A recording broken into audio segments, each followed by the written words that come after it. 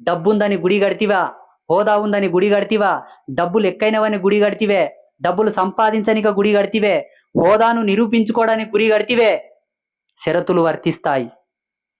ఈ సత్యం బాగా గుర్తుంచుకోండి. విజయనగర సామ్రాజ్యం ఉన్నప్పుడు రత్నాలు, మనులు, మాణిక్యాలు, వజ్ర వైడూర్యాలు రాసులుగా పోసి అమ్మిన ఆ కాలంలో కూడా నూతన ఆలయం కట్టడానికి ఆ కాలం రాజన్యులు ఎన్నో ధర్మాలను శోధించారు. ఆ సేతు హిమాచల పర్యంతం రామేశ్వరం వరకు ఎంతో మంది స్థపతులను, గురువులను పిలిపించి వాళ్ళ యొక్క పర్యవేక్షణ లోపల ఆలయ నిర్మాణం చేశారు అప్పటి రాజులు.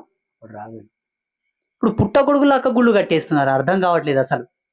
చర్చిలు, దర్గాలు, మసీదులు కట్టినట్టు ఆలయ పవిత్రతకే భంగం ఇది.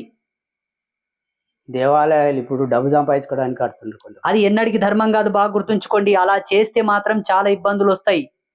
ఈనాడు నీకుందని కడుతున్నావు,